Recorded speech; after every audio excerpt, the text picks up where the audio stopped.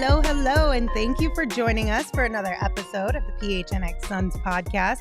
Don't forget to hit that like button, subscribe wherever you get your podcasts, and leave us a 5-star review. I'm Lindsay Smith, and today I'm joined by Gerald Bourget and Espo. Gentlemen, how you doing today? Tired, but good. Happy with what we accomplished last night, but still pissed off. Is Yes. that fair? I think that's fair to Is that say. a fair It's like a mixed assessment? bag of Yeah. emotions. Like, Yes. I woke up today and I felt I was exhausted. I still am. I have a little bit, I feel hungover. Yeah. Like I have a headache that I've had all day. And I'm like, is it a mix of me and Gerald fighting and being mad about the officials? Or is it because the emotions of what we were able to accomplish for Ryan House last night? I don't know. But It's simply this: your body's dehydrated from tears because you don't do that enough. Well, you know. But everyone who showed up big last night, you guys helped us raise over $6,300 that will be donated to Ryan House. So that's the total. Thank you guys so very much. It was a huge success. Unfortunately, though, for us here in the Sun side of this community, the Coyotes beat us. They did. The Coyotes With beat an us. assist from us. Come on. Well, okay. I'm not going to take credit for people donating to Coyotes, but I will say that promises were made last night. If we could bring that up. Did you guys hear that? Gerald has entered. Yeah, get Here, on right the here. mic. Yeah, right here, buddy. If you guys beat our total, which was like 2,500 and change, I will do a quad shot of whiskey live on our next show. Yeah. So get to 2,600. go. 2,600 is the goal. Oh Make my me God, drink. we can do this. And we haven't even brought the Qatar out for the And that Roman is about reading. how many shots Gerald did at my St. Patty's Day party. Okay, so this you clearly said on our next live show, but I did, and I didn't realize that we were going live like within 24 hours again. I have an article to write, everybody, but for the post-game show on Monday's show, because we are going to be off the next Tuesday, I'll be doing that after the Jazz game in post-game. okay. Hopefully to celebrate a win, but either way, the quad shot will be going down Monday night. Monday night. Well, I'm going to pay off my facial hair mhm. bet on Saturday, I believe. Okay. Okay. Because that means I can shave it off that night. I can come in just for the show, no meetings. I think that's when it's going to happen. All That's right. a smart move. Yeah. I don't know when Saul's gonna pay off his bargain here, Never. but we'll see. He'll be back with us tomorrow, though. If anybody wants to know what's going on with Saul, he's just doing Saul things, so he'll be back Yes. tomorrow. But yeah, shout out to all of you. Without your help, we honestly could not have raised this much money, and it's freaking amazing. But let's jump into some Suns conversation. Obviously, the biggest topic within the Sun space, but also just the NBA in general, Mhm. is officiating. And here's the thing. You can take whatever side you want on it. But when players know, opposing players know, there's a problem. Yeah. Is trying to add to their 9-point lead as Mr. Davis will go to the line.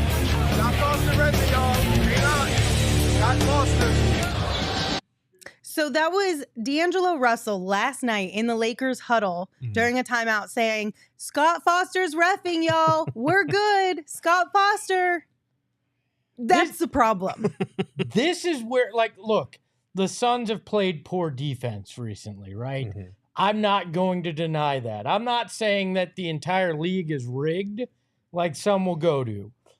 But there is a problem with specific refs. And when an opponent knows that the Suns are facing Scott Foster and they feel that confident that they're going to win just because Scott Foster is calling the game against the Suns, that is problematic. And this is D'Angelo Russell, not a guy that has played like huge amount of games in a playoff series against the Suns or something where he knows the Scott Foster thing. This is bad. Mhm. This is a bad look for the game. And somebody at the Lakers or whoever the Lakers broadcast partner is out there in LA probably get a call from the league saying, "What are you doing to us?" Right? Because this is such a horrific look that we're at a point where if I'm Adam Silver, I feel like I need to start an investigation.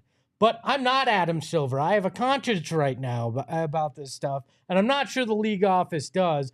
I don't think we're going to have anything happen. I think it's going to be quiet on all fronts. But when it's that well known, you got to look into it. Yeah, and you can't really tell from the clip if he's like complaining about Scott Foster, if he's acknowledging the fact that like we're going to keep playing the way we're playing and drawing fouls because Scott Foster. But either way, it's a bad look that this is what we're talking about the day after a game. And I know a lot of people are going to look at this again like, oh, there go the Suns complaining about foul calls against them and their fan base. But like, at the same time, it is a league-wide problem. It's something that the 2 primetime games of the night were marred by foul or officiating controversies. There was the Luka Doncic thing, the free bucket they basically gave the Warriors, Luka literally implying that they're paid off. And then the next game, you see the Lakers get 46 free throws, which they've kind of been doing over the last week. If you look at their free throw totals, how they've shot up, how Austin Reeves is getting to the line like 10 times a game recently.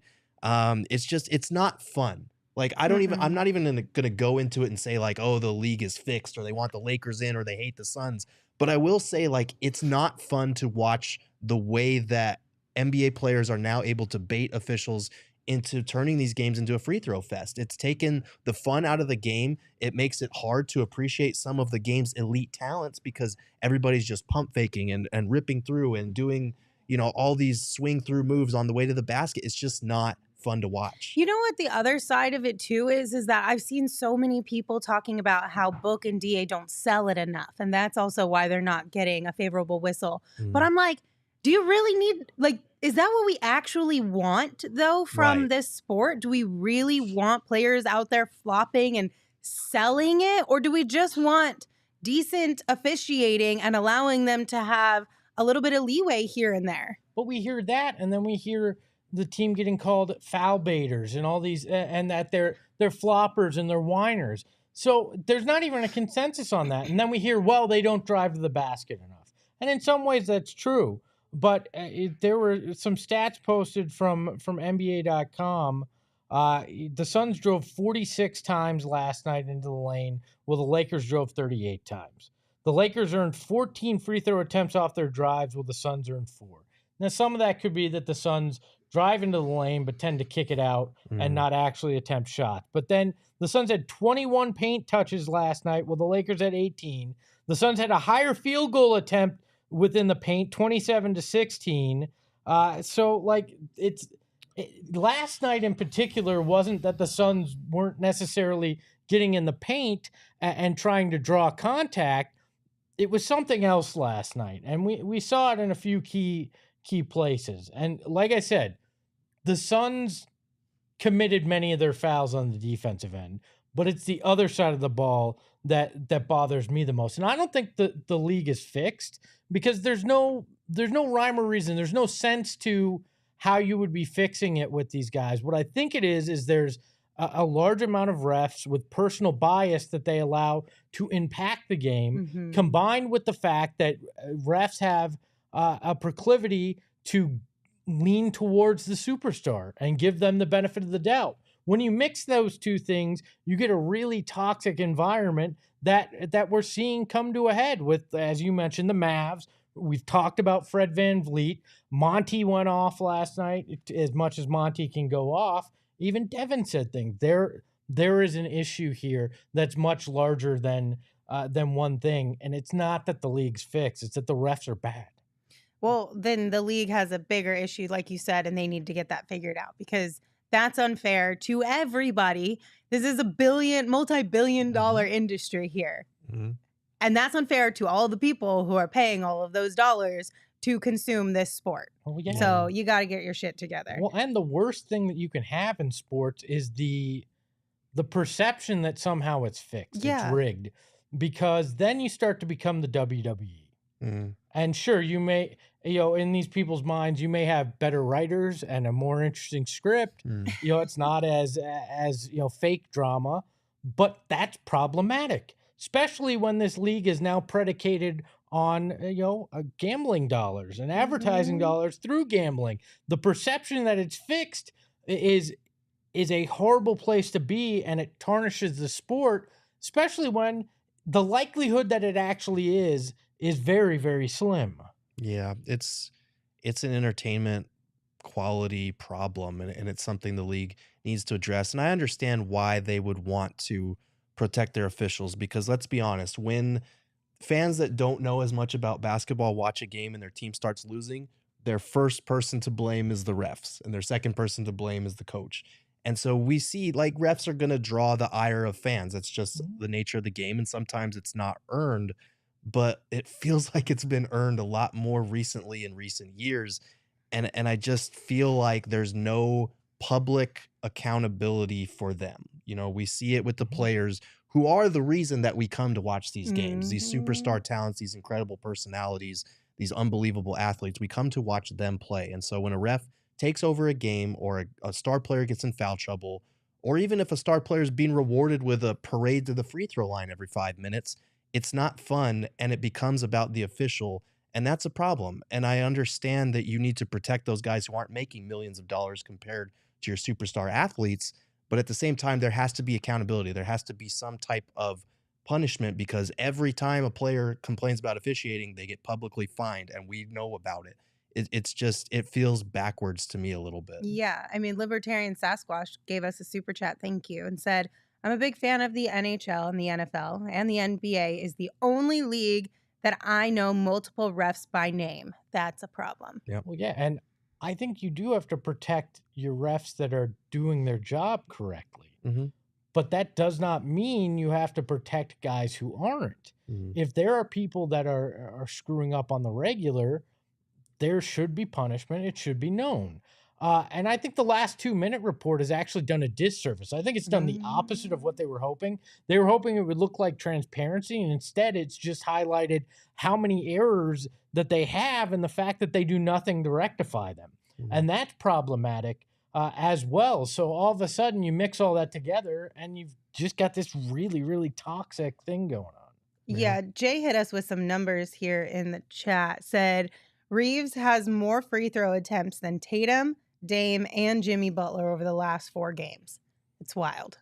It's quite interesting. Yeah, he's come out of nowhere, and I'll give him credit. Like, he's been playing really well recently for them, but and he has been forcing the issue. We saw it last night. He kind of leaned in and drew some contact multiple times, but again, that's part of the problem. If Austin Reeves is able to come into a game, lean in and draw contact against a Suns defense that's ranked 7th in the NBA, like, there's something wrong with the way that we are officiating games and the way that players, knowing how these games are going to be officiated, are in turn playing. Like, it's rewarding itself by playing that way and getting the calls. And it's ruining the game, honestly. Yeah, and I also don't really like that the NBA officials' Twitter account is trying to The educate propaganda us, account. if you will. I'm being very generous with that term. It's like a Chinese government account, all right?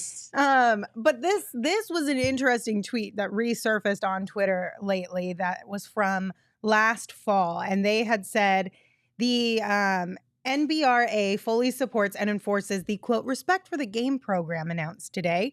This is another step forward in fostering mutual respect in all arenas at all levels and reaffirms the existing, quote, respect for the game rules. But then they went in to describe some of these rules, and I was like, Yeah. I can buy some of them, but at the same time, like, are you for real right now? So Were they low-key trolling, too, by using the word fostering in the tweet? I mean, maybe. That's brutal. So it says that you can approach a referee to ask a question. Would you like to go out to dinner? As long as it's done in a civil manner and ended when the official has provided an answer. So you can't follow up. So you don't want to go to dinner?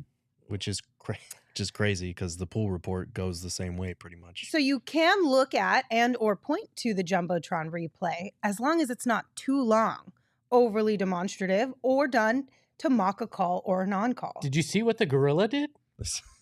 You can also express disagreement with the call as long as the reaction is not aggressive, overly demonstrative, again, and dissolves quickly. I would really appreciate it if next time I got slapped in the face, you called something. But here's what you cannot do. These are not permissible. Aggressive hand claps directed at an official. I love what you're doing out there. You keep it up, Scott Foster. You're fantastic. Thank you, brother. Air punches, wave-offs, aggressive or excessive arm motion. So you can't do any windmills. None of that. No windmills. No I windmills. can't look like one of those things at the car wash. You No. know that? No? Wild, All right. wacky, inflatable tube. Yes. Frantically running away from a play after a call or non-call. You can't even remove yourself from the situation. But I just had to go to the bathroom. That's You also cannot continue to discuss a call after the official has responded. So again, no follow-ups. You can ask one question, but once they give you an answer, that's that. But why? Because I said so, and you're going to go to your room if you ask me again. You cannot hold your arms in the air for a prolonged period of time. And you can't wave them like you just don't care. God bless. You cannot attempt to demonstrate actions such as goaltending or traveling. I'm just a mime out here, just pantomiming what's going on. And again, in another set of words, repeatedly ask questions, making comments, or gesturing. You can't do any of those things. Are we there yet? Are we there yet? Are we there yet? No, can't do it. Nope. So, like, while I understand that they were trying to create a good environment here that has respect both ways, which at its core level, I do agree with. I'm not saying that players should be able to go out there and just completely rip the hell out of an official. But some of this is just like, are you kidding me? You can't hold your arms in the air. What is considered a prolonged period of time? Because depending on which referee, 1 second is prolonged period of time. I'm pretty sure those were the same rules my parents set out anytime we went on a road trip. Yeah. Like, it's such a it's so condescending. The whole thing is condescending to the players and to the game as a whole. It's such crap. Yeah. Yeah, refs are cops, man. Like, that's all I got reading through these fucking parameters. This is like Defund the refs. this is nuts. I mean, Like, Ken in the chat even says it's wild. These are even laid out in writing. And that's what Right? I'm saying. How old do we think these athletes are? right. They literally 4? thought of like every rule for them that they do, like running away even dramatically or whatever. Like, are we for real on this? Like, We have God forbid actual- you have any emotion whatsoever. Yeah. To be fair, most of these refs are old enough to be the grandfather of the players out there. I mean, Scott Foster could probably be some of their great-grandfathers. That's Yeah, true, actually. we need newer refs. We need more diverse refs. We need Yeah. more refs because we've had guys that have been in this league for years and years, and it's pretty clear that they have developed reputations, that they've overstayed their welcome, that they're not good at their jobs. Like Scott Mhm. Foster shouldn't be officiating games anymore. Remember Joey Crawford? He officiated probably 5 to 10 years too long past when he should have retired. And I get that. I'm not out here advocating that all of these dudes lose their jobs or anything like that, but there needs to be more accountability. There needs to be more training. And it feels like a lot of these guys coast on tenure and reputation instead of actual on-court results. Yeah. Hey, you want to coast on that? Go to the Pac-12 conference. I mean, go there. Styles in the chat said Draymond literally breaks all of those and they just stand there and take it from him. And see, and that's the other side of this conversation is that some people can yell at the refs. Some people can be demonstrative for a prolonged period of time, but others cannot. So when you put on paper exactly what it is that your expectations are and what your rules and regulations are, and then you don't even follow them, even though you're the one who put them in place, then how on earth do you expect, 1, players to respect you, 2, fans to respect the league and what they've put in place, and 3, anything fun to happen ever? But you brought up why they can get away with it. There's enough vagary in these rules that they've put out there that they can say, yeah, we are sticking to this, but and still apply different things to different players because there's not a specific. It's very, very vague in what it's stating. So yeah, they can give Draymond Green a slightly different set of rules than they give somebody else because they've allowed themselves for that. Yeah. And like Draymond Green, when he has 15 technical fouls on the season and is right on the cusp of that 16th that'll get him a 1-game suspension, is the most like immortal, untouchable player in NBA history. Like he could actually punch a referee in the face and he probably wouldn't get that 16th tech because they don't want him suspended. It's pretty wild. And he knows that too. He knows he has more leeway when he picks up his first technical as opposed to his second, or when he has 15 as opposed to his 16th. And I think he's even come out and publicly said that he knows he gets more leeway in those situations. So it's one of those things where the inconsistency can be maddening because you look at Luka and going through those things that are permissible and not permissible. He does at least 3 or 4 of those things, it feels like, on a quarter-to-quarter basis, and that's being generous. So I get we don't want Luka being thrown out of games. We don't want them to be by the book on this shit, but it's just weird that they can enforce it when they feel like it and then turn a blind eye when it comes to certain players or just not being consistent. I will say this. They do give Devin Booker a decent amount of leeway before giving him tax in a lot of cases. They do. Where other guys, as far as may the not get it. arguing goes. Yeah, the arguing, the demonstrative nature, Mhm. some of those things, he does get some preferential treatment there. Mm-hmm.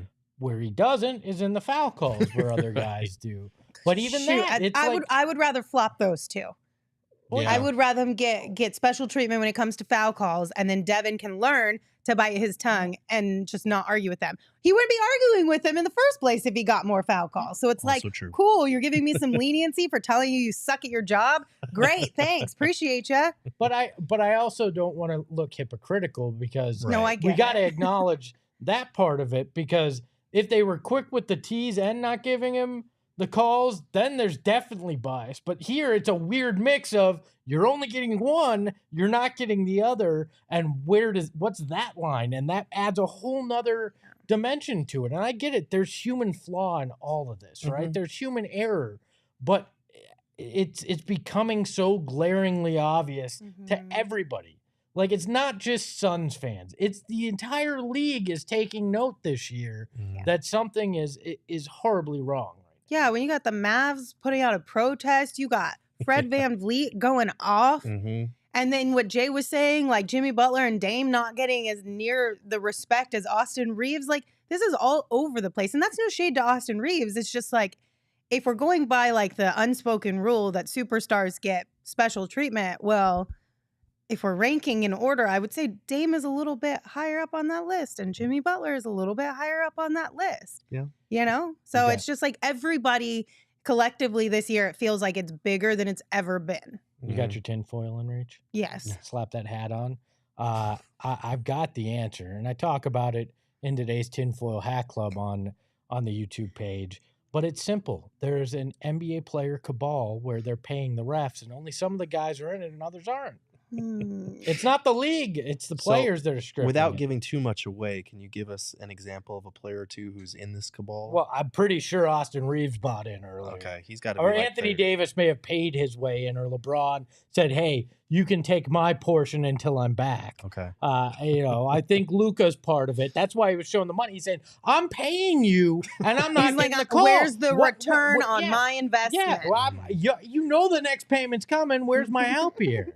So, I mean, and I think Devin either knows and is just morally opposed to doing it. He does play ethical basketball. Ethical right? hoops. Yeah. Or he just hasn't been invited yet and isn't there. Well, if it's the latter, then we need to get him an invitation and we need to get him one fast Range-free hoops. because I am over this. All right, we've got basketball all weekend long, you guys. Lots of fun stuff when it comes to Suns basketball. Friday, we're going to be out at our watch party at Dobson Ranch, but then it's a back-to-back. We got a game on Saturday as well. And if you are looking to prepare for that Saturday evening game, you definitely need to pick up some Four Peaks beer on your way home. You can grab it at whatever local establishment that sells beer. Mhm. Circle K, the grocery store. You can find Four Peaks beer pretty much anywhere in the valley. And it goes hand in hand with watching sports, especially Suns basketball, whether it's a Suns brew, a Wowee, a kilt lifter, a hazy IPA, whatever your go-to beverage is, Four Peaks has you covered. They also have you covered with an incredible place to watch the NFL draft on April 27th. We're talking about their Four Peaks 8th Street Pub down in Tempe. Cardinals got a new coach, a new GM, the third pick in the draft, and the best place to take in the entire draft, again, on April 27th, is at Four Peaks 8th Street Pub. As a reminder, you do have to be 21 years or older to enjoy their beer, and we do ask that you enjoy responsibly. Gannon Ball! Shout out to Bo Brock and Johnny Venerable on the PHNX card. Yeah, if you haven't checked out the Cardinals show, you should definitely do that too.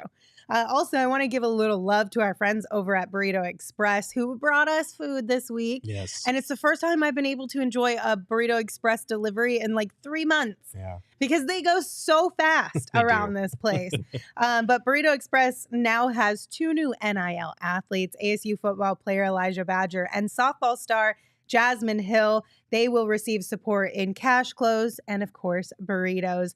Now, I want to know where you guys are at with this fight because Mac, our social media maven, asked the question on Twitter, how many tubs of or little containers of salsa do you use for your burrito? What's the correct number in your opinion? It's a green dipping sauce. Oh, I'm sorry. According to Johnny Venerable, it's a green dipping sauce. Oh, goodness. Yeah, we also donated to Ryan's house yesterday, too, according to Johnny. Oh, So boy. some dude named Ryan just got a big old check.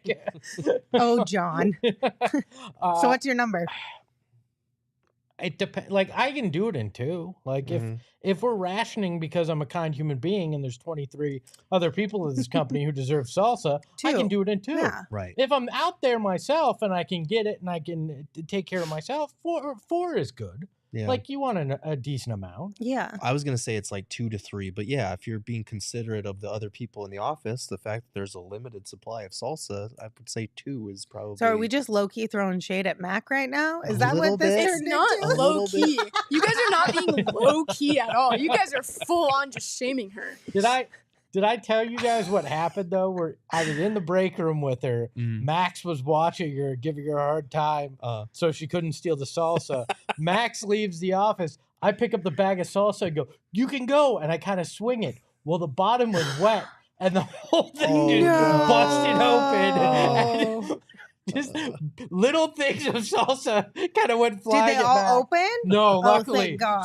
She was super nicely dressed too, and I felt like a horrible human being. So. I'm gonna say 3. And only green salsa though. I don't like Only? the red salsa as much. Oh, I like the red salsa. There are certain people in my life who make bomb salsa that's both red and green, and I will eat those. And that one, I'm with Mac. It's like 4 or 5 at that point. Yeah. But usually it's salsa verde that I'm into. I thought Mac was gone for the day, so now Max now snuck she's back here. in. Now she's here to speak on it. I will not tolerate any more salsa slander. Give me as many salsas as I need, damn it. Mac needs her NIL deal just for salsa. Damn it. Michaela Hashtag looked- salsa slander. Michaela looked dead into the camera and Salsa pointed. slander. Jesus. No more salsa slander. That's hilarious. Mac, That's you've great. got lots of supporters in the chat though. You They do. got your back. They got your back. All right. So last night we did discuss Monty's post-game conversations with the media, or Yeah. not really a conversation, more just a statement about the officiating. But we also got some words from Devin as well, which we didn't bring up in the post-game show. So I think we should talk about that right now. Espo, do you want to tell us what he said? Sure. Can we throw up the graphic? He said, I watch these games every night, so I kind of understand what's going on. I understand the agendas that are being pushed, and I'm trying to get that out of my head and go out there and compete. So I don't know how you guys feel about this, but I feel like this may have been one step too. Yes. It feels like he's implying rigged, and I don't think that benefits nobody for him to imply that it's rigged. Where Fred VanVleet was like, they just suck at their jobs. Devin Booker implying that everything is rigged seems like it may backfire more than it helps. I get that, but I don't know that you could also say that it's like the narratives that are being pushed, right? Everyone, how many times have people come out and said the NBA knows that basketball is better when the Lakers are good because of the simple size of the fan base. But that implies Same with the fixed. Warriors. That doesn't necessarily imply that it's rigged. It's a favorable type of opinion But if towards that team. Anybody at the league ever went to the refs and said, we need Golden State, we need the Warriors, or we need the Lakers in the playoffs, that's fixed. They don't have to say you need to specifically do X, Y, and Z, but if you push your thumb on the scale and influence the fact that these two teams should be in the playoffs, you have thus fixed the game, regardless of if you specifically said, call a foul in favor of this guy every time he drives to the hoop. So I'm not going to say the league is fixed, like I mentioned earlier, and I do agree with you. I think Booker maybe went a little too far with this, or at least it's something that you probably shouldn't say when, especially in a night when you're upset about the free throw disparity. But at the other hand, if you look at the free throw disparities in the NBA this season, the team with the second best free throw disparity is the Miami Heat, who are a plus 184. We can guess the Lakers are number one, but their number is more than double the number two team. Look at that graph. 387. I get that is wild. Yes. But who's on the team? I get that, and I understand they're a team that's good at drawing free throws, but 387, when you're more than double the next closest team, that's like historically insane. Like that's I want to say unprecedented, but I would have to look and see. But that's a lot. That's a lot of free throws over your opponent. And I'm not saying when I said look at the roster, who's on it, it's not that they're good at drawing fouls. They have LeBron, who's always going to get the benefit of the call. They have AD, who's another star. And then other guys that are on the team are likely going to benefit because they play with those guys. I don't think anybody in the league is telling them they want the Lakers to win. I think this comes down to the superstar bias that's always in this. Can you, real quick, could you find that from when LeBron was on any other team? Just to see? I mean, is that not hard? Okay. But I would be interested to know that, though. Right? We brought up the Warriors. They're at the polar opposite end of it. Right. So to me, this says LeBron plays a physical style of ball and he's a superstar. AD is down low more often, so they benefit that way. If the league were going to be trying to force somebody into the playoffs and use the refs to do it, Golden State, you're defending champion. Yeah, but you're not worried about the Warriors right now. The Warriors will likely make the playoffs. The Lakers are the ones who are on the fringe. I'd agree, but that would imply that most of this free throw discrepancy has come over the last 10 weeks, 12 weeks, where the Lakers have been have kind of fallen off, where this is a whole season. Yeah. I just, and maybe I'm being ridiculous, but I refuse to believe anybody in Adam Silver's office in New York is calling the refs and saying, you got to do No, it's X, not Y, that. and Z. It's what Keeler said. It's subtle encouragement. Subtle encouragement. It's just that's a fixing subtle still. encouragement. I think when it comes to this kind of thing, there is no one size fits all black or white answer to this stuff. I don't think the league is rigged. I also think there could be a little implicit bias when you are reffing a game that's the Lakers and it's LeBron James and it's Anthony Davis and it's guys that are aggressive. I think it's a combination of all those things, because no team should have a positive free throw differential that's more than double the next closest team. That's absurd. But there's no, as someone asked in the chat, is it market size bias or anything like that?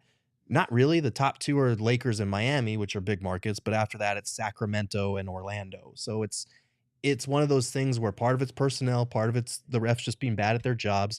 And yes, in the Lakers case, I do think they get a little bit more benefit because they have LeBron, they have AD, and they're the freaking Lakers.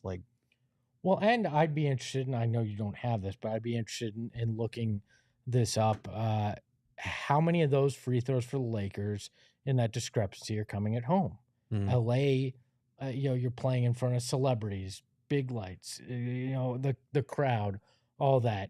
Are they getting a better home cook? And that could come into play. I think you're right. There's a lot of little things that add up to this. I don't think there's one big thing that's pushing it in their favor. I think there's multiple things that lead to that kind of discrepancy. And I do think we should acknowledge, because this is something people are bringing up with the Lakers free throw discrepancy in particular, is there was that one game where they lost to the Celtics on a blown no call that blew up. It was pretty egregious. There was a lot of public complaints about that. Just widespread pandemonium. Oh my God, the Lakers lost a game because they were, since that game, the Lakers are first in the NBA in free throw attempts and allowing the lowest number of free throw attempts. So LeBron's meltdown, whatever you want to call it, worked, because before that they were 6th and 5th.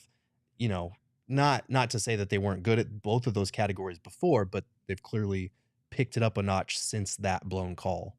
I think Superstar Cabal. public campaigning helps a little bit. Superstar Cabal. Well, we'll find too. out, because if nothing changes for the Suns and they just want scorched earth, maybe there isn't that much public campaigning unless you're a specific kind of person. I do feel on the scorched earth scale, Monty's was like a 7 though. It But, wasn't but quite. for Monty, it was like turning the Monty, it's a dial to 12. 11 and ripping the knob off and throwing it away. But this is also the But guy is that enough, though? that doesn't curse. Like, Oh, yeah. Well, look, anybody. I'm Monty should have sorry. thrown in a No. gosh darn it. Gee golly williker, I'm so mad. Why I oughta. Well, yeah. Oh He my needed God, the he fish shake like that. turn like, into the Three Stooges. Nyek, nyek, nyek, nyek. But look, I just okay. I love Dan Bickley. He's a friend. I consider him a friend. But today he was like, Monty needs to throw a chair and do that. What that gets him thrown out of a game and makes him look like he's throw a throwing, chair. It looks like he's having a temper tantrum as a child. Like that doesn't change things. I don't think, especially. I don't know. And I don't think it helps your team not act like you're. You literally just said LeBron James' temper tantrum helped them. I think. So maybe we do need to throw a temper tantrum. Here's the thing: the Suns always get pinpointed as the team that whines the most about officiating, despite the fact that they're ranked dead last in rate of shots at the rim. They're always viewed as the complainers. And it's interesting because the fan base here wishes Monty would show more fire, would get more fire up, would go on the type of viral rant that really draws attention to it. And I think there is something to the fact that instead of continuing to allude to the free throw discrepancy and then turn right back around and say, but that's not why we lost, I'm just tired of it, just lean in fully one game and be like, yeah, that's why we lost tonight, and totally lose it. I do think there's more power in that than what the Suns' approach is now, because Monty sets the tone, and the Suns all do the same shit. They all say, like, they all bring up the free throw thing and then immediately say, but that's not why we lost, even though it's clearly weighing heavy on their minds.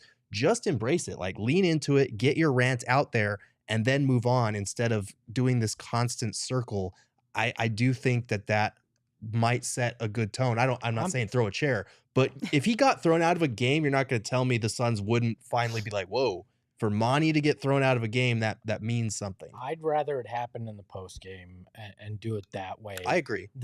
Can he throw a chair though? Still, I mean, sure, throw it in the post game. Those are small post game rooms. Don't hit a reporter. Can you just throw it to the right and then walk off to the left? None of our Cole, guys, he's going to catch a chair to the face. Well, you give Cole a heads up. You say, "Hey, Cole, I'm gonna throw a chair tonight." So scooch. I want to make extra point and hit you square in the face with it tonight. No, look, showing up the refs out there isn't going to change it. Well, I'd rather see them do nothing on the court. Make no complaint, ignore the refs even being out there, make hard fouls, and then act like, that's that, and then go back to the locker room and go scorched earth so nobody can point to, well, they're a bunch of whiny on the court, and just say, hey, we went out there and we did X, Y, and Z on the court, and then we said, look, this is asinine what happened. Throwing a temper tantrum, I don't think changes a lot out on the court. Oh, I mean, it's worth a try. I mean, at this point, why not? Throw everything in the kitchen sink at it to see what sticks. Then the whole team does it. Let's do it. All 15 guys in the coaching staff throw the chairs and go to the locker room. I'm here for it. Okay, but for real though, like, what are the options? We're not allowed to throw chairs at officials. Then what are the options that the Suns have? All right, I'll go first because mine is more legitimate. Mine is more like realistic in terms of what they can do. I am offended that you assume that mine will not be realistic. Yours could be, mine isn't for sure. Just reading the room. Sam over at the Timeline, Sam Cooper had a really good idea, and I completely agree with it. If you want free throws, start benching any player not named Devin Booker, Chris Paul, or Kevin Durant who attempts a floater or push shot. Nobody wants to hear that, but it's the truth. And look, this seems dramatic. Campaign would be so screwed. He's never playing again. Would be so screwed. Saban Lee would suddenly become their leading bench guy. 3 on 5 all game long. But like the numbers back up what Sam is talking about, because Monty talks about how they get into the paint and how they want to play paint to great, which is you attack, you get to the paint, you kick out to the second side. So many of their drives are kickouts to the perimeter. And that's fine. You want threes in this league. We've talked about how the Suns needed to attempt more threes, and they've done that this year. But you also need to get to the rim. You can't just get to the paint. You have to get to the rim. And if you watch them, when they get into the trees, they do settle for a lot of push shots and floaters. DA, I think Zach Lowe said it on ESPN and wrote about it. Like, his default direction when he gets a paint touch is to spin away from the basket. It's not to embrace contact or seek it out. And when he does do it, it's so noticeable because we're like, hell yeah, get it. Like, because we don't see it as often. So it's one of those things where this team, the last 3 years, has ranked 30th, dead last in frequency of shots at the rim. And they've ranked first, and sixth in frequency of mid-range shots. And when you take jump shots as opposed to going to the basket more, you're just not going to get to the foul line as often. It's just part of the system, and it's been a really good system. They've been a top 10 offense when they've been healthy over these last 3 years. But there's a stat on Cleaning the Glass that I love that's called location effective field goal percentage, which basically takes a look at your shot profile and says, if every team shot the league average at the rim, league average from mid-range, league average from three, based on how often they're shooting from those locations, what would their effective field goal percentage be? And the Suns this season are dead last in that category. They were dead last last year, and they were 27th the year before that, which tells you they are not taking as many shots at the rim as the maths, and they're not taking as many threes as they need to. So it's one of those things where I get their frustration, because you do see times where Devin Booker gets slapped, where you see where he initiates contact, yes, but gets hit in the face because Vanderbilt is trying to flop, and he gets called for the offensive foul that they have to waste a challenge on. Like, these are things that are frustrating, but at the same time, they have to change their approach to when they get into the trees, instead of settling for that mid-range jumper or floater, take another dribble and force the issue, because you're not going to get to the foul line otherwise. But what that says to me is that James Jones built an inefficient roster then, because he tried to zig. Well, the rest of the league was zagging, and it's biting him in the ass right now, because now you're going to be asking this team to go against what its nature is, how it was built. And that's problematic. Like, are you really going to change this team's stripes and change the way they play in the last 10 games before you get to the playoffs? No. And I think Kevin Durant will help with the free throw discrepancy, because he is a guy that's averaging 7, I think, per game this season, and that alone will help. Like, no offense to Torrey Craig, but he's not getting to the line a ton. That's fair. Just changing that out will help. But it's one of those things where, yes, they need to, in the offseason, prioritize finding someone who has a downhill mentality and who can actually finish, because Cam Payne has a downhill mentality. But like we said, he settles for the push shots a little bit, the floaters. That's what's got a diabolical look on his don't face. Say it. No. God.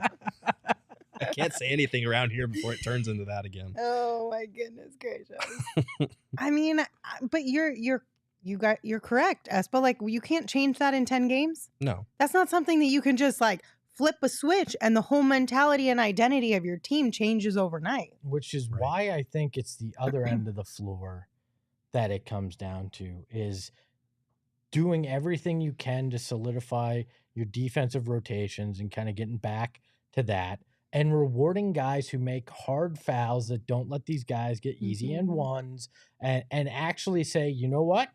If you're going to get fouled, you're going to realize you're getting fouled, and we're not going to put up with this. And maybe even playing at a slower pace on the other end where you muck it up a little bit more, and looking at that stuff. Like, because I don't think you're going to change the whistles on the other end. KD coming back will obviously impact that. He'll get some of those superstar calls, but I don't think you're going to fix the bigger problem there in time for this playoff run. No, and that's why Josh Okogie, it's so important for him on the games where he's not hitting, because he's one of the few guys that will just drive in there, embrace contact with that like slow motion Euro step that he had, which sometimes, let's be honest, when he doesn't get the call, that thing is rocketing off the backboard because it's not going to be a finished shot. But he does get to the foul line because he has that approach.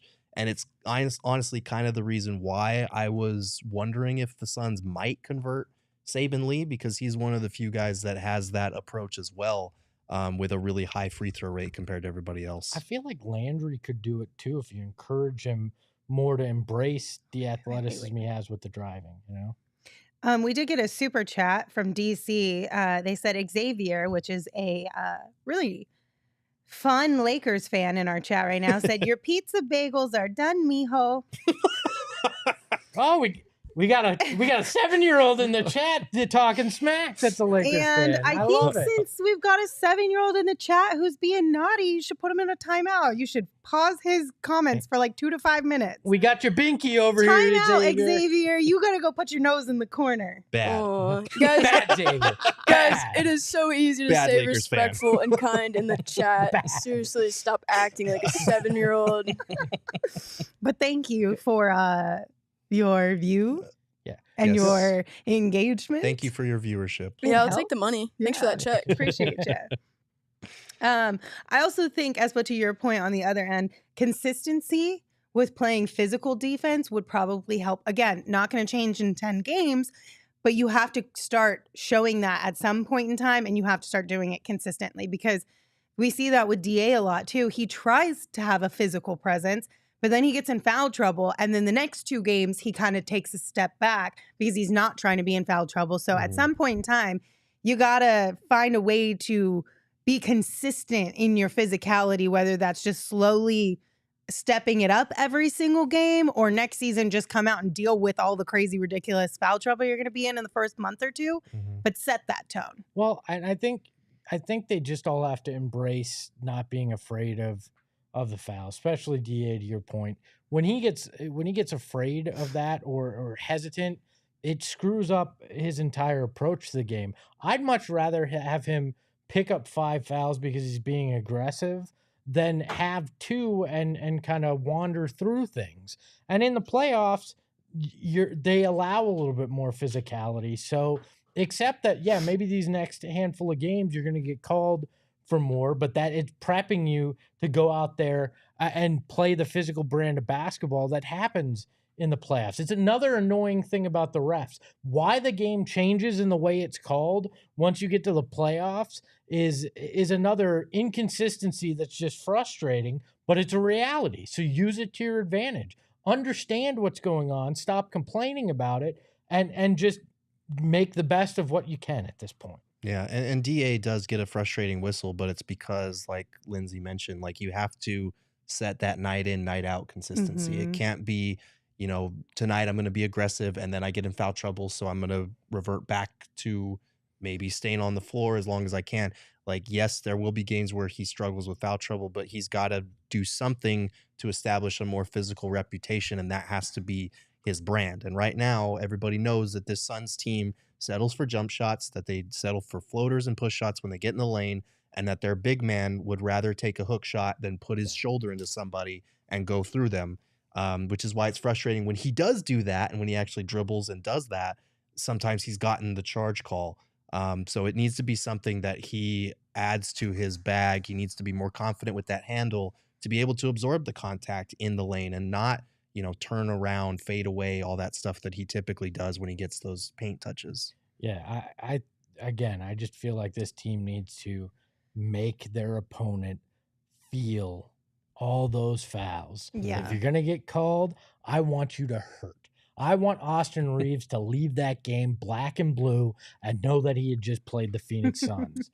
And I'm not advocating like hurt and flagrant foul where it's not and do things on purpose like that. I'm saying if you're going to get called for the foul, actually foul the guy. Yeah. And don't let him score a bucket while you're doing it. Like no and ones. Like that ball does not go in the basket if you're going to foul him. That's all. I think I am more in line with Streaker's tweet last night on how he thinks the Suns should approach this and how it'll fix it.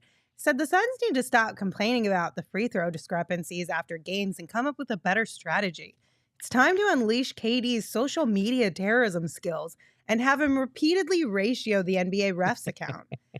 This one is right up my alley. Like, I'm all for chaos on the internet at the hands of Kevin Durant. I feel like we can help on that. We too. absolutely could. That's why I like it. Let's all get together and just have a party with going at the NBA refs. Well, and anytime you're out at the game, anytime the refs blow the whistle or out there or on the monitor, make it loud, make it clear that they're a bunch of assholes, and make your presence known like you did during the 2021 playoff run. Like, just make it hostile, not dangerous, not anything inappropriate, but make it a hostile environment in terms of those kind of things. Respectfully hostile. Respectfully. Ethically hostile. We do have a super chat from Joel. Joel, thank you for your super chat. They said the Suns have 10 games left with 6 at home, 4-5 with KD. If they finish 5-5, they likely secure the 4th spot. Warriors have 8 left, 5 at home. Clippers have 9 left, 5 at home. If all teams win 5, Suns stay in 4th. Money face emoji sign. Yeah, again, this goes back to what I was talking about last night. The Suns are in line to secure tiebreakers against almost all of the teams that are still chasing them. And if they beat the Kings, I'm pretty sure they secure that tiebreaker over the Clippers because of their Pacific Division record, which is why I'm not freaking out. I know that they're 1-5 in their last 6 games. It's not looking great. I'm not going to lie and say like everything's fine.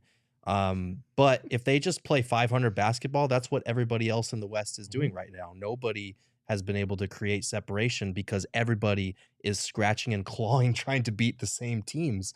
So there's no consistency there. They've only lost a half game on the standings from when this 6-game stretch started. I think they're going to be okay. I hope that I'm correct in that. They do need to string some wins together, obviously. And stop getting so caught up in the officiating and the sidebar stuff and just go out, play good defense, and win a basketball game against a good team without Kevin Durant, which is easier said than done, especially if DA is still out.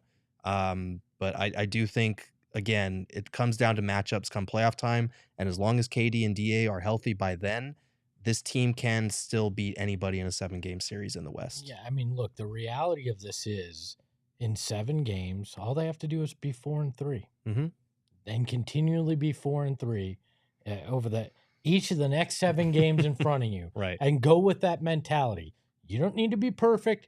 You don't need to beat the world. You need to win 4 out of 7 each time. Just need to go 16-12 Yeah, and like, do something they've never done before. Yeah, I mean, don't put it that way. I was trying to be kind here. I mean, this fan base would everybody's hair would be completely gray by the end of that after 4 consecutive Game 7s. But really, that's all they need to do to win a title and do what nobody in this franchise has ever done before. By the way, I think we need to come up with some kind of name for the refs, like foul troopers or something that we just refer to them as moving forward, because I don't want to give them the honor of being called referees or the NBA referees or the refs.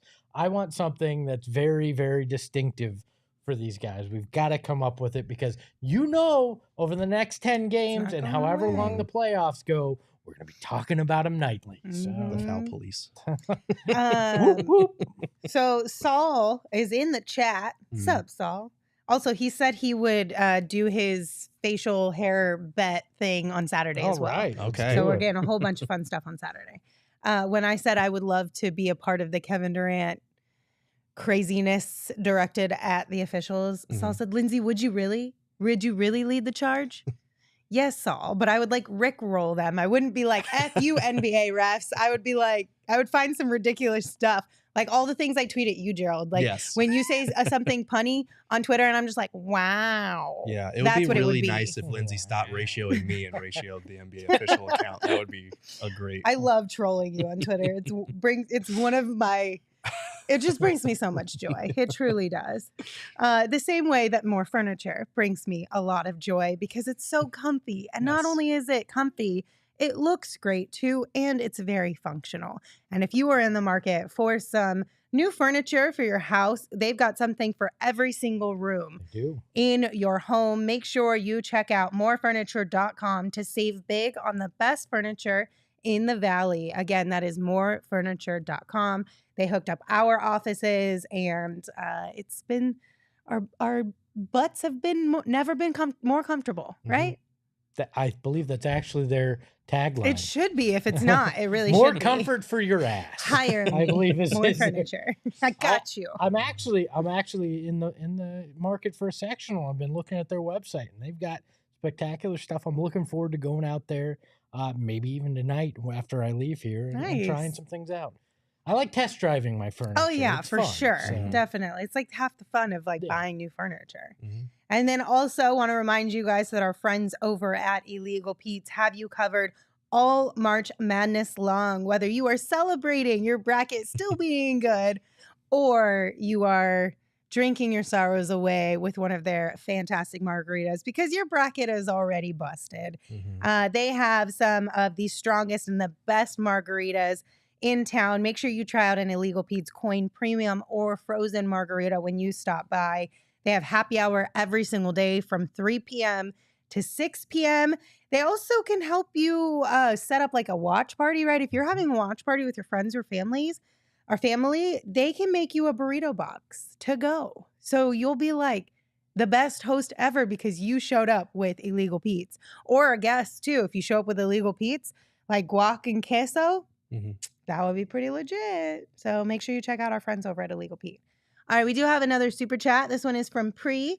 Thank you. They said, why doesn't the Phoenix cheerleaders ever get any love? I mean, I give them flowers. Hey, big shout out to them. I think they're they have- dancers, though. They're not cheerleaders. Right. They're They are dancers. dancers. I believe there's 3 guys on the squad this year. Yeah. Shout out to that. I love the Mhm. diversity. I really like the dances that they put together. They put a ton of work They behind do. that. They're A very ton of hardworking. work. I know I was the choreographer once. The choreography. Did you ever see that video? No, I know what Oh, you're talking yeah. about, but I danced. But they helped you. I They helped helped them you. too. I taught them some moves that only a fat guy could show. All right. All right, guys, let's round out today's show in honor of more March Madness with a bracket, shall we? You ready, Emma? Hold on a second. We said before this, Lindsay goes, I think this one's going to be like 35 minutes. Yeah, well, then you guys today." talked forever. It's not my fault. Y'all just talk forever. I swear, 35 We could do a bracket minutes today. tomorrow. No, I'm fine. We could do it tomorrow. We It's up could to do you it. guys. All right, let's do it. What do we got, Emma? We're doing a bracket of clothing. Mm-hmm. Articles of clothing. Yes, ma'am. Yeah. That's this what is we're gonna be doing. Why the didn't we most just let her do fascinating chairs? thing. We should have. You should have let me do chairs. I mean, I I'm will here for argue this. about chairs all day. Okay. But instead, we're going to argue about articles of clothing. First up, sweatshirts or t-shirts? It's 100% sweatshirt. Oh, yeah. 100%. Yeah. I was gonna say t-shirts because T-shirts I have a are lot of forgiving. them. I mean, I do like t-shirts too. I love my t-shirts, See- especially my PHNX t-shirts. That's an in shape man speaking there. Like t-shirts are not forgiving for a man with this body. Once winter goes away, I'm scared for everybody. I don't know, man. I feel like in Phoenix, t-shirts is the way to go. But You know, we do have crew neck sweaters on here, which I do kind of love. So You cannot maybe back out. Now back you- out, do it. You're there. You're so close. I know Lindsay, you want to. Stop it. Come on. what's crew neck sweaters is definitely going to move forward on this break. We're fine. Sorry, Espo. T-shirts. Let's go. Sorry. T-shirts moving on, You baby. guys are horrible at this game. All right. Next up, we've got sweatpants and ball caps. It's N- It's ball caps. no. 100%. No, it's No. sweatpants. Screw it. I'm out. I can't. No. There are people that It wear. is sweatpants. There are people that wear ball caps like every single day, like Saul and Espo, Yes. and there are people like me that never wear them at all. Same, me too. I don't think I wore a hat on the show one time, and it was because I left my beanie at home. I don't know what it is about my head, but it doesn't look good in ball Same. caps. So. That Same. giant ego. And Oh plus, my plus, god! sweatpants are the shit. Sorry. Sweatpants are the shit. They're the Like- most comfortable thing on earth. Yeah, They're great. sweatpants, 100%. Yeah. All right, next up, we got hoodies and beanies. Emma, you did me dirty with this that's matchup. Yep. Brutal. If one of you doesn't vote beanies, I swear to God, we're gonna fight. I feel like I need to win Espo's allegiance back, but I'm not sure which way. It's hoodies. It's definitely not beanies. Lindsay, I've never worn a beanie in my entire once when I you're went such a turd. snowboarding. I wore a beanie, and that was it. I'm gonna Who's go a turd? hoodies. You're such a turd. Me or Gerald? Probably did you both say? of us. I said hoodies. Yeah, Gerald and you, Emma, because Oh. you did this. I did no such thing. I hate all Okay, of you. this I next know. one is crap. Like- Jerseys and crew neck. Like, I- neither. Jerseys. Crew Definitely neck. jerseys. 100%.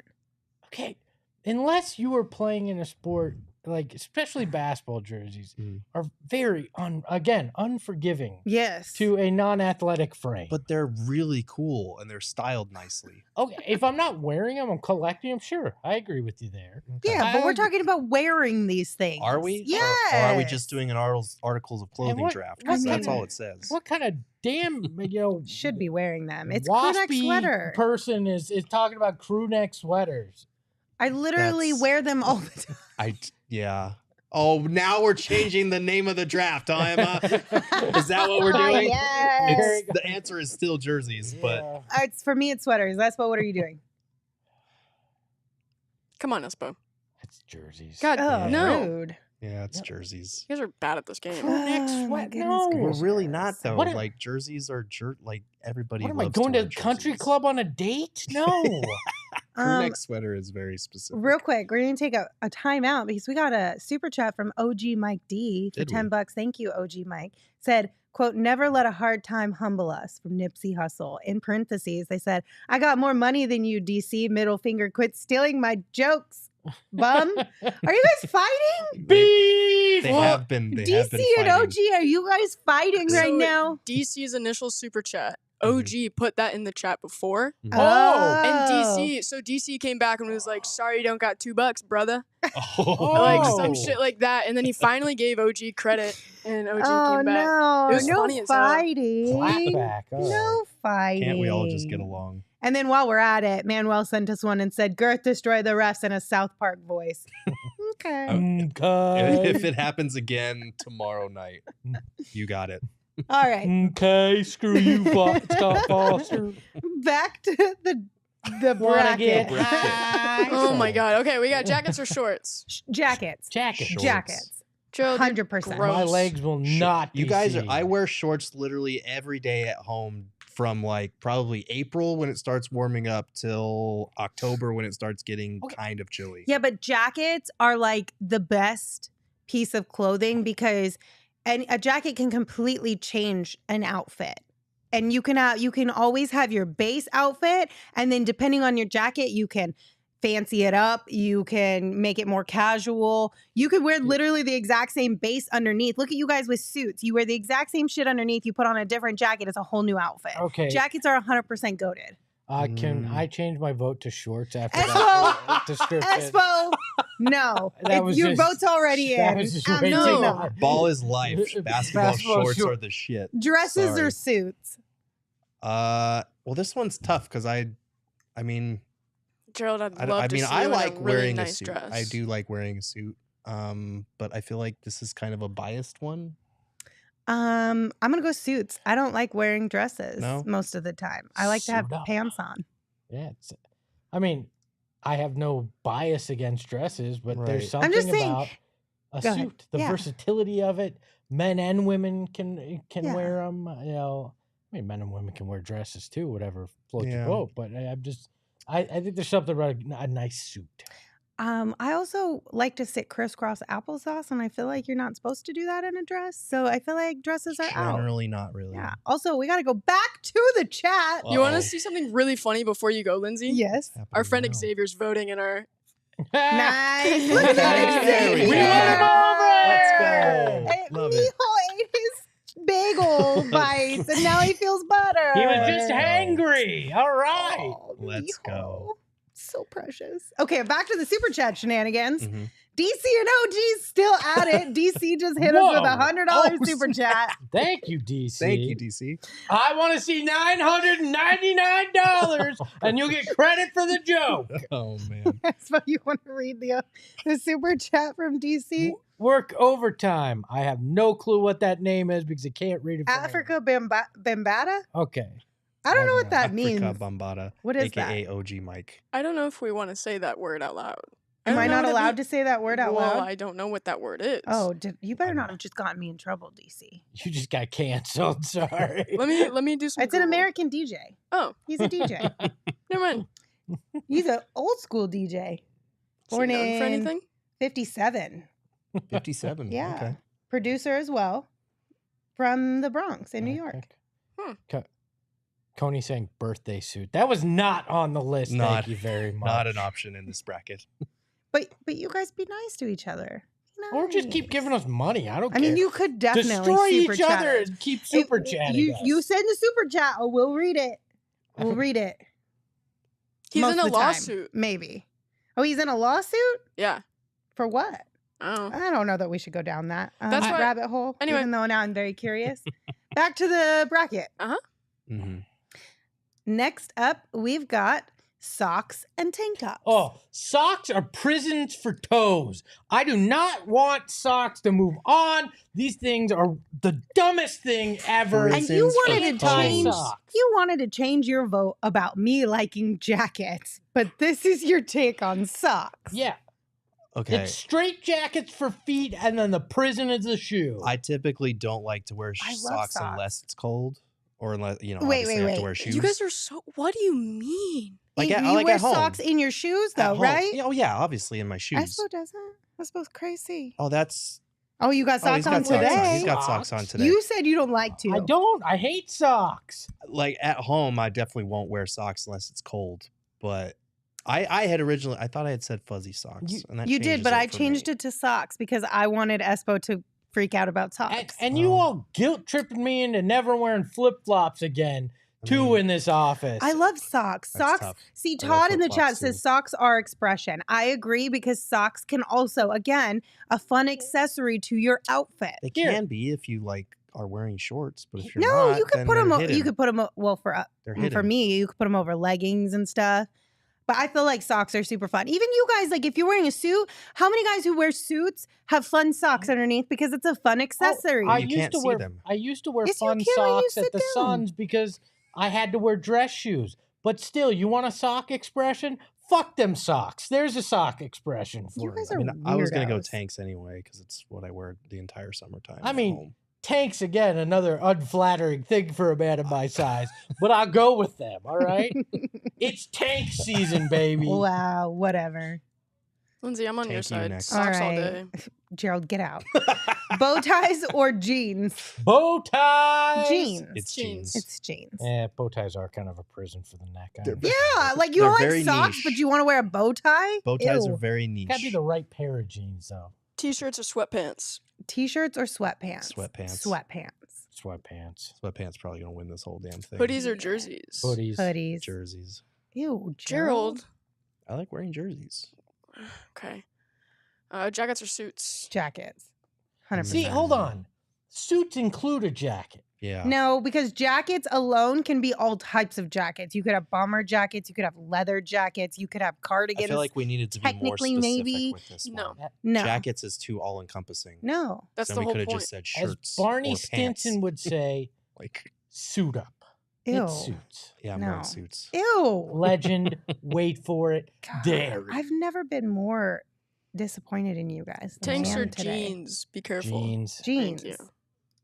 Sorry, For Gerald. sure. I Yeah, I swear to was God, gonna if say suits jeans, moves but- on, No. Sweatpants or hoodies.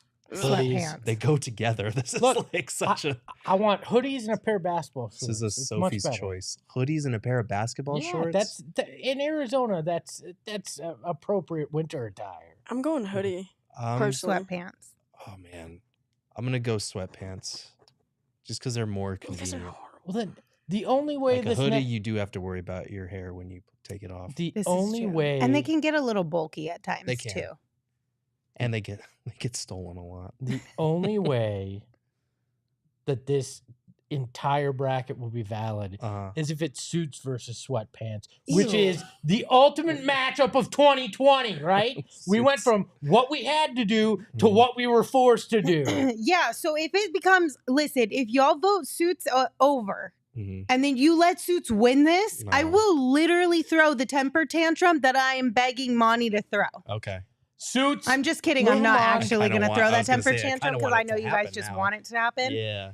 But for real though, if you let suits win this, I'm going to be so incredibly disappointed in Well, you. Suits hasn't even moved past Suits or jeans yet. jeans? I'm I'm suits. jeans. Also, it's all down to me. Let's get that. I would normally vote jeans, but I'm going to vote suits just because I want to see this final. Okay. Gerald. Nobody ever in their entire life Mhm. has said, man, that pair of sweatpants made me feel more confident and ready for anything. I have No, said that. nobody has ever said that about sweatpants. A good suit can change your perspective on the world.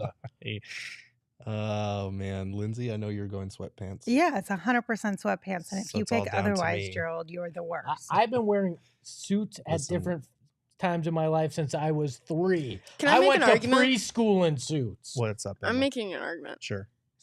Sweatpants, you can feel more comfortable, confident, and overall, don't say it. You can feel just way better just about yourself in general in sweatpants. Mhm. When you're wearing a suit, you're walking around, oh, like and you're is- sweaty yeah, as hell. Does my Mhm. suit look nice? Is my Yeah. tie good? Like all that, you are worried Also, about you other shit. depending on the situation, you could totally look like the worst bro in the world. You could Facts. also Well, yeah, it depends on the you suit. can in sweatpants too. Well, okay. Not here- as bad. I would rather be a sweatpant bro than a suit bro. You can look like Broseph Stalin in a pair of sweatpants. I would all rather right? be a sweatpant bro than a suit bro. All right. So here's the thing. You guys are talking to someone who, for the first 4 years covering the Suns, would wear a suit to every single game. And I liked it. I like getting dressed up. I like, wearing suits to weddings Come on, and, Broseph and Stalin. Or, like Oh my higher Thomas. function Yeah. activities, date nights. A suit can be nice, photos. A but it's- wedding. But it's almost gray sweatpants season, everyone. You just trying to get laid? win. A suit Sweatpants. can get you more laid than great sweatpants. Oh, come on. Let's Sweatpants go. for the win. Gerald, you were I'm giving proud me of a you, look, Gerald. and it kind of made me a little nervous. I was I'm like, not. I this same. bitch- This little bitch is really about to pull suits and say suits tops all. Yeah. All right. I had to set it up to knock him down. I'm sorry, Espo. I'm bringing lazy back. What? I'm wearing sweatpants all the time. That's right. Bro, They're I so literally wore comfortable. sweatpants in here like at least 3 times before, and it's fantastic. They're comfortable. They're warm during the Yeah. winter. You can nowadays, with the different varieties of sweatpants that are available, you can dress up sweatpants. Shame. No shame. Lindsay's right. They literally make what are those pants called? Like the cargo pants? Yeah. Yeah, they literally make those, but Didn't sweatpants edition. Yeah. That's hilarious. I feel like New Girl had a Like, gimmick like that where they you did the can- swoot. It was you like can a suit sweatpants. Dress up sweatpants now. It's just you got to put in a little bit of like. See, Ryan says suits, put in an effort. See, you got to put in an effort to dress up sweatpants. You got to know how to dress, and you got to have a little bit of fun accessories, but you can dress up sweatpants. This is everything that's wrong with America. You want to talk about lazy? Putting on a suit is lazy because you're relying on the suit, where if you dress up sweatpants, you got to have a little bit of something behind it. You got to have some seasoning on your outfit when you dress up sweatpants. I mean, she's losing me with this argument, but it's still sweatpants. Have you ever seen any? Okay, Lindsay, Ryan House's event next week. I'm wearing sweatpants. Go ahead, Osmo. Would do you wear you. sweatpants being the MC? I think they would probably be sad if I did that. There you go. They would be sad. if I But did you that. know what? Actually, they probably would. I bet you I could figure out a way to do it. But I'm not going to.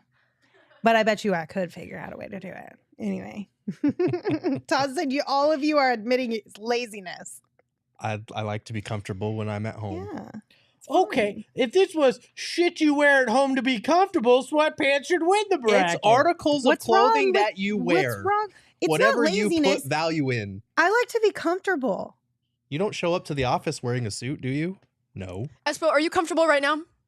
No, Would you be more comfortable in a suit? probably. Liar. No. Probably. Liar. No one has ever been more comfortable in a suit. Liar. Full of shit. You sit next to Dwayne Rankin all the time. You don't think that man's more comfortable in a suit than anything else he No, wears? he's probably sweating his ass off. Yeah. It's Well, Arizona. not- You sweat your ass off in sweatpants too. Let me clarify. you can Not at find the some Sun kind of Stadium. He's sweatpants. perfectly warm there because it's frigid Arctic temperatures in that damn arena. But Anyway. Bobby's lying in the chat, by the way. I'm not going to read it, but he's lying. Gerald and I are right. Espo, you are wrong. It's okay. But we can all be right together by hanging out tomorrow at the Dobson Ranch Golf Course for our PHNX Tea Kind of Party ironic. watch along. It's going to be a lot of fun. This is happening tomorrow. We do have a few tickets still available. So if you want to come hang out with all of us and fellow diehards as we watch the Suns take on the Kings, make sure you grab your tickets ASAP. They're $45 per person, $160 per foursome. Diehards, you do get a discount if you are looking for the link with your discount on it. Check the Discord for that link. Everybody else, you can find the link to buy your tickets in the description of the show.